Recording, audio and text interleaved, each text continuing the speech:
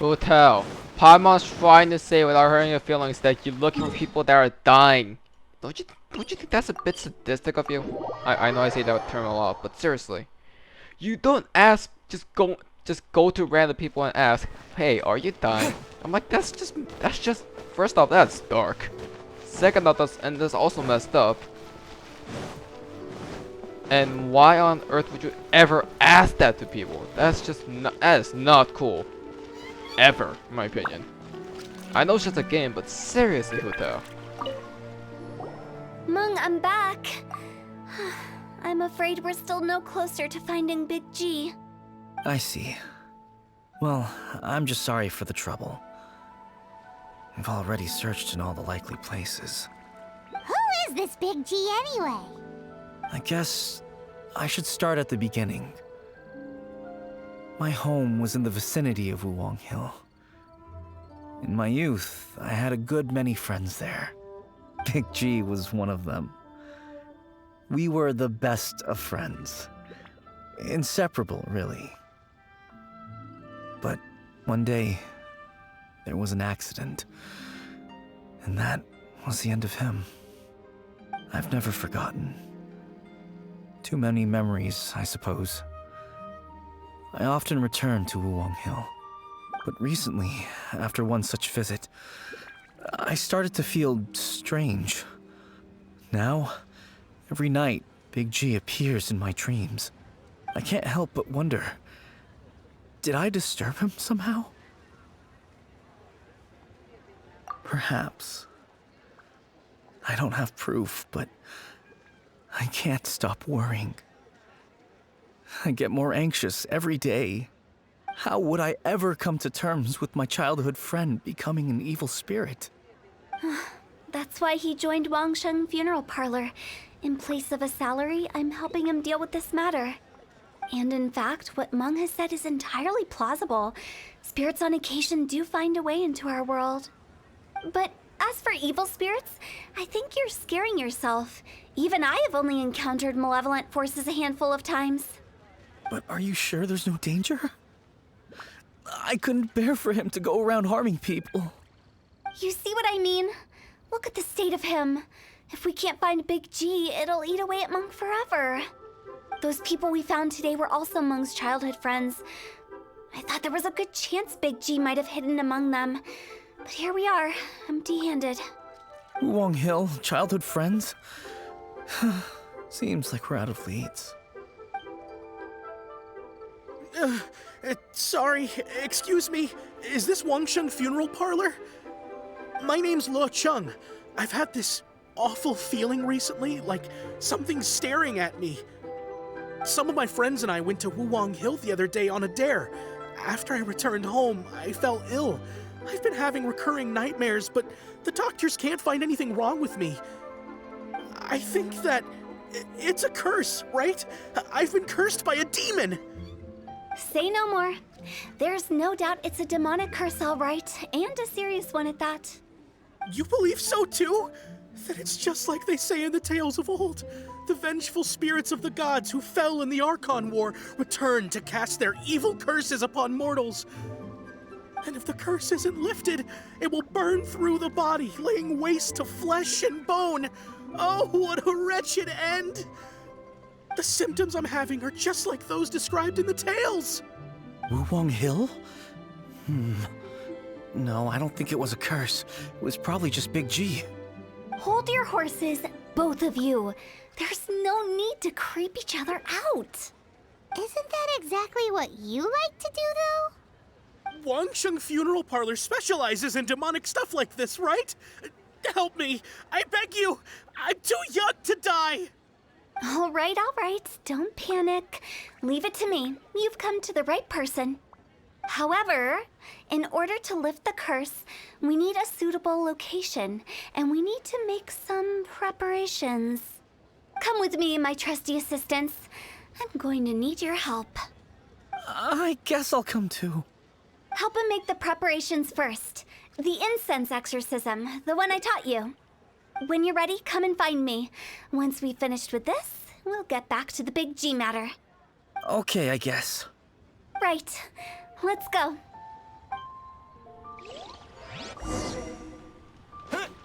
Okay, I guess Hu Tao's test wasn't all that bad, but at least her execution of that matter could have been done a bit better, I guess.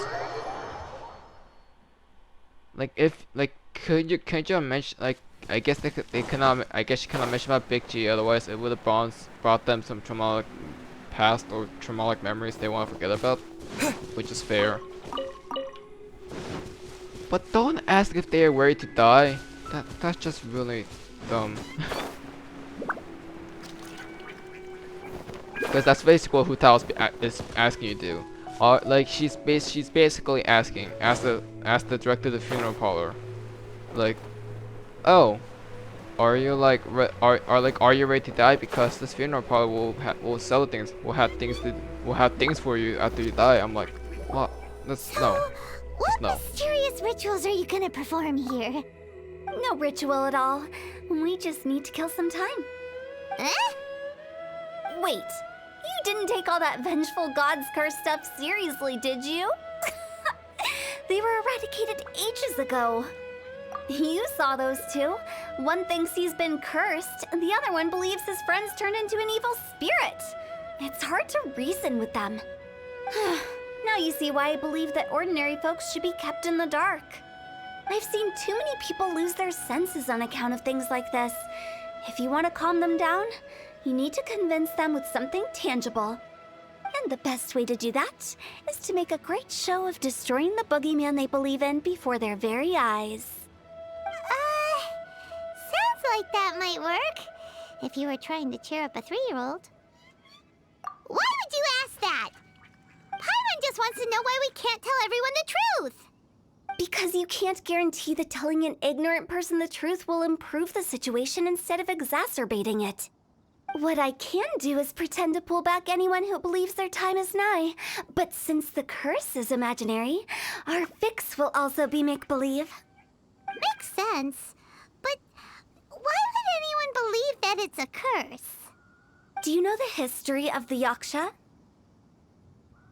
They once fought against the ancient gods.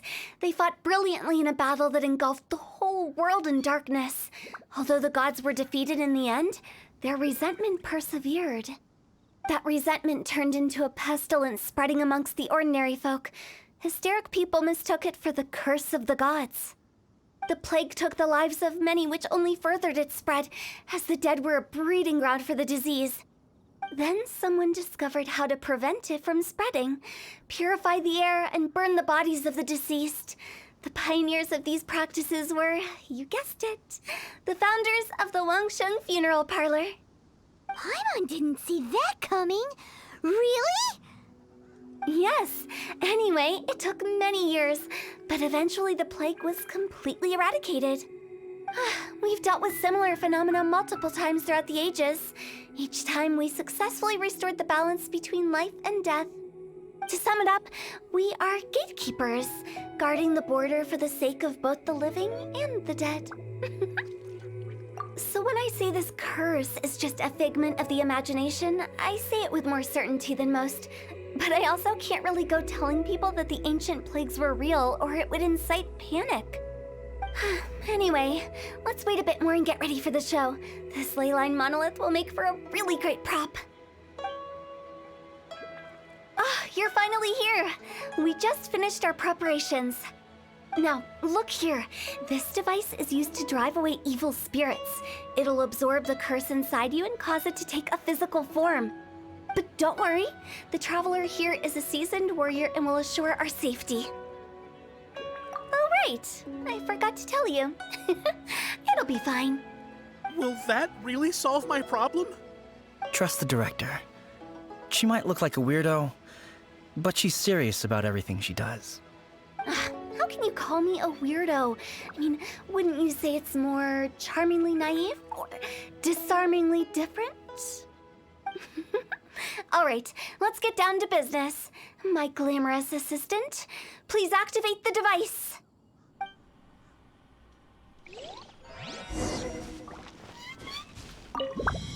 Is it really possible to materialize the curse?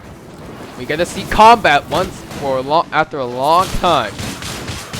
Level 6. 71 enemies. Look at these. This time they're actually tough. This is just a simple landline monolith defense mission. Defend the enemies from attacks from mainline while destroying the landline I'm monolith. counting on you! Classic stuff.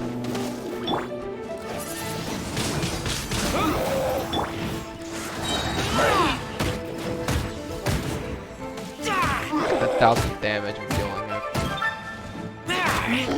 Also, I see what you guys are doing. I don't appreciate it though.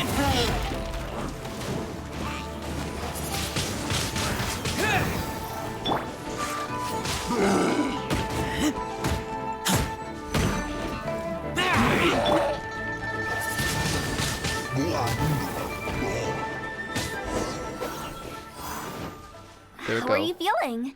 Did the curse leave your body? Yes, I feel more invigorated than ever before. I'm cured.